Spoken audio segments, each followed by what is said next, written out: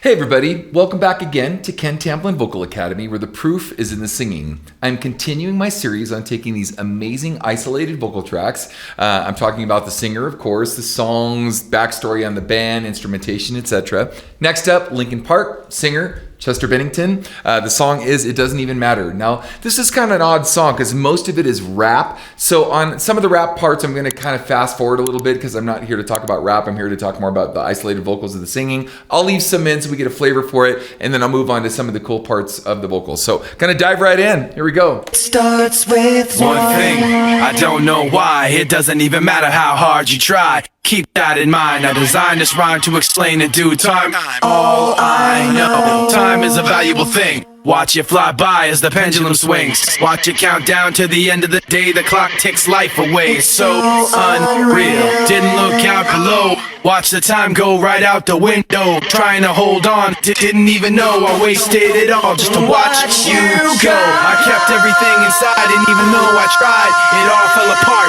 What it meant to me will eventually be a memory of a time when I tried so hard and got so far, but in the end, it doesn't even matter. I had to fall to lose it all, but in the end, it doesn't even matter. One thing, I don't. Okay, so I let it play all the way up to there because there was a lot of information. There's a lot of production to this. So for those of you that think you're going to walk out and just sound like this, even if we're trying to sound like Chester Bennington, is wishful thinking at best, because there's multi-layered, multi-tracked vocals. There's obviously a considerable amount of auto-tune going on. Yes, auto-tune.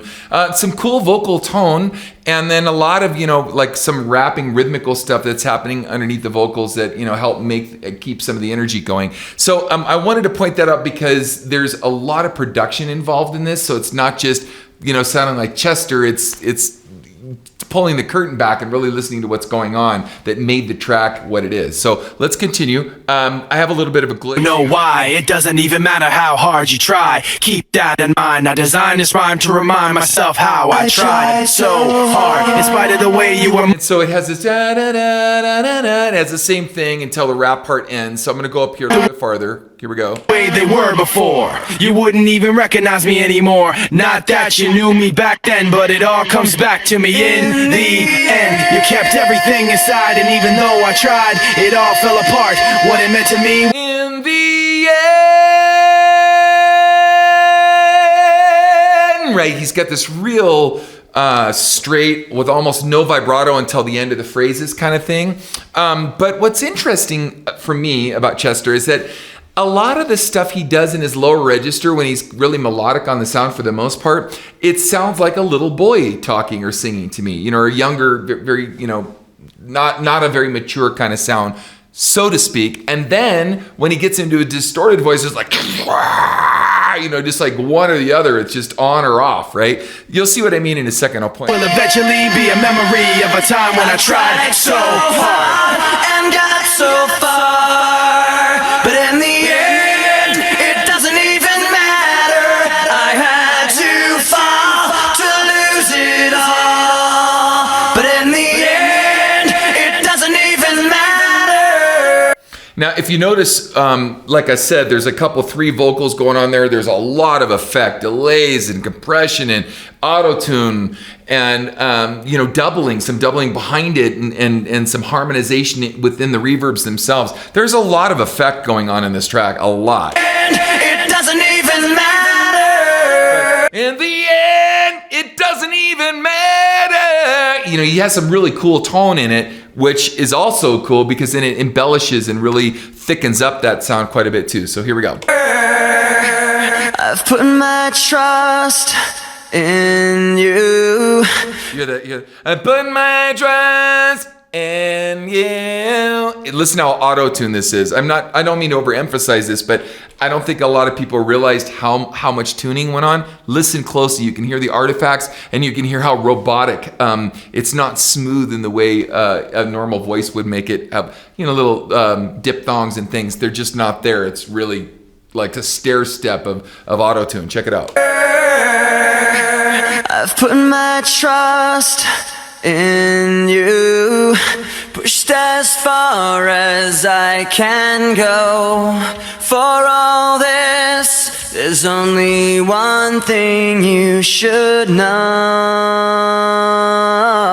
And you can really hear the auto-tune working there, and it's cool. I mean, you know, it's a modern sound. Most people kind of depend on it to sound modern these days, rather than just using it sparingly, just to tune a little pitchiness here and there. It's kind of overused. It's almost like Cher's "If You Believe," right? Oh, I've put my trust in you. I love "Put my trust in you." He's got that, you know, that great, just powerful, really tubular, punchy, distorted sound there.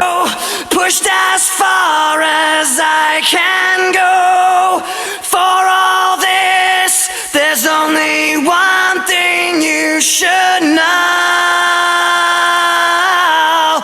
Now, that doesn't even sound like the same voice to me when you hear him, the little boy voice, when he's singing really soft and melodic on the bottom, and then he breaks into this. And he never kind of has anything in the middle. Like I said, it's just on or off. It's either really light melodic or just really heavy and distorted, which is interesting. It's his style, but I like to point that out so you can really take a look at that microscopically with me and put it behind the magnifying glass and take a look at it. I tried so hard and got so far, but in the end, it doesn't even matter. I had to fall to lose it all, but in the end, it doesn't even matter.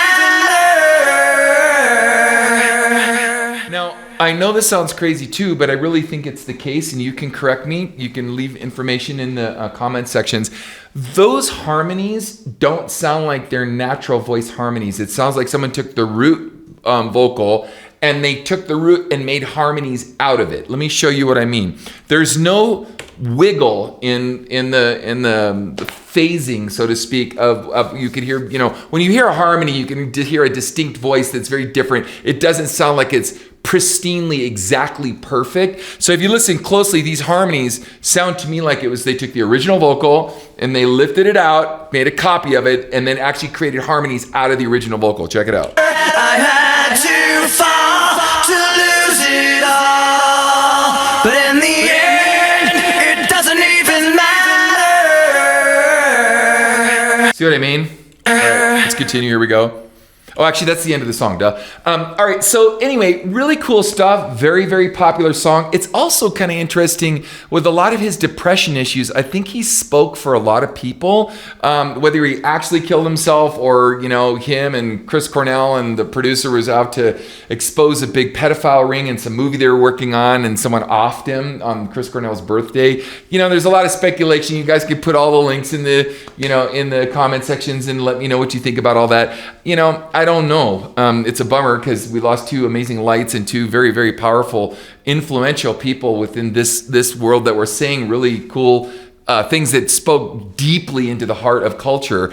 And so we lost him, but nonetheless, we have this to reflect back on. So thank you for joining me, Ken Tamplin Vocal Academy. Definitely stick around for my next video. I tried so hard and got so far, but in the end,